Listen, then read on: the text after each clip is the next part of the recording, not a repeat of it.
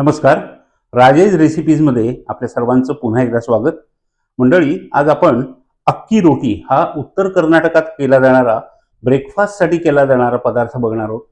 हा जरी ब्रेकफास्टसाठी करत असतील तर रात्रीच्या जेवणात सुद्धा एक लाईट डिश म्हणून आपण करू शकतो.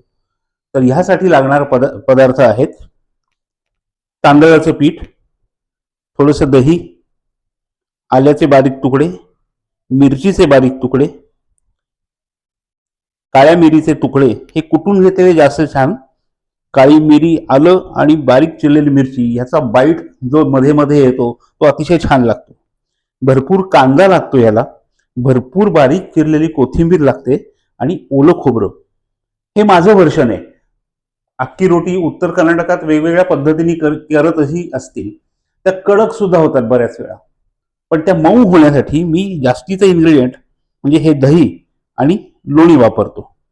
तर आता हे सर्व मिश्रण किंवा हे सर्व पदार्थ आपण आता बाउलमध्ये घेऊया. सर्वप्रथम हे तांदळाचं एक मोठी वाटी पीठ, त्याच्यामध्ये आल्याचे तुकडे, मिरचीचे तुकडे, काळ्या मिरीचे बारीक कुटलेले तुकडे, कांदा या प्रमाणामध्ये, कोथिंबीर आणि हे ओलं खोबरं.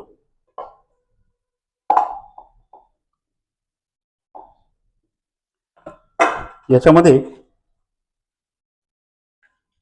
मी 3 ते 4 चमचे जवळजवळ दही घालतोय.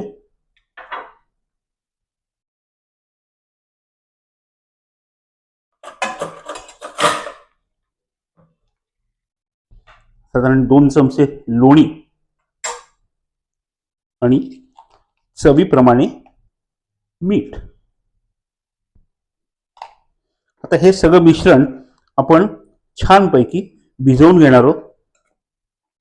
हे चांगल्यापैकी भिजवून घेतल्यानंतर ते ओलसरच राहावं याचा प्रयत्न आपण करायचा आहे. फार घट्ट केलं की मग ते कडक होऊ शकतात. त्याच्यामध्ये आपण थोडंसं पाणी घालणार आहोत. आता मी ह्याचा छानपैकी गोळा करून घेतो आणि हे सेट झालं की मग पुन्हा दाखवतो की हे कसं व्हायला पाहिजे. तर आपलं मुंबरीसाठी घेतलेला सर्व पदार्थ आहेत ते भिजवून तयार आहेत. त्याचा गोळा कितपत घट्ट हवा ते मी तुम्हाला दाखवतो. हे साधारण इतकं सैल हवं. हे जास्त घट्ट झालं तर ती मुंबरी कडक होते. तर आपण आता ही मुंबरी छानपैकी तव्यावर थापून घेऊया.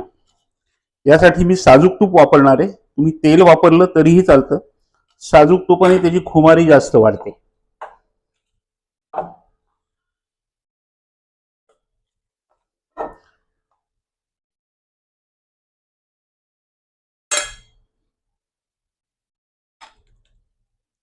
हे फार पातळ थापायचं नाही.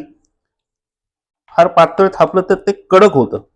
त्याचा बेस आपल्याला छान गोल्डन ब्राऊन आणि वरती सर्व शिजलेलं पाहिजे.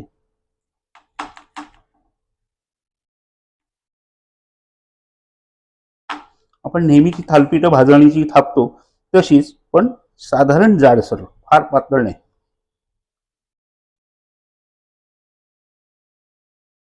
यामुळे आपल्याला कळू शकते हे कितपत आपण खोल थापलेले, पातळ थापलेले. आता ह्याच्यामध्ये आपण साजूक तूप घालू.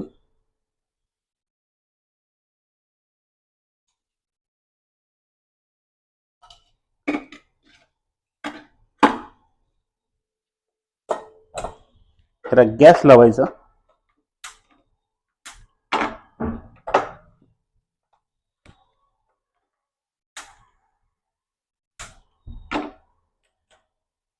आणि हे मध्यम आचेवर आपण छान खरपूस भाजून घेऊया. हे जास्त हीटवर जर भाजलं तर ते खालून काळं व्हायची शक्यता असते.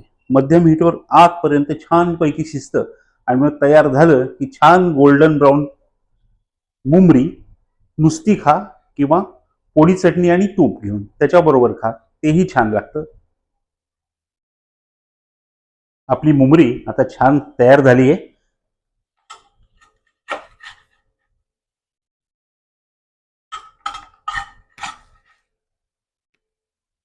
अशी छान खरपूस भाजलेली मुंबरी, त्याबरोबर पोळी चटणी आणि त्याबरोबर पुन्हा साजूक तूप. खूप छान जातं. तुम्हाला ही जर रेसिपी आवडली असेल तर लाईक करा, शेअर करा आणि सबस्क्राईब करा. आणि हो, नक्की करून बघा, तुम्हाला सर्वांनाच आवडेल.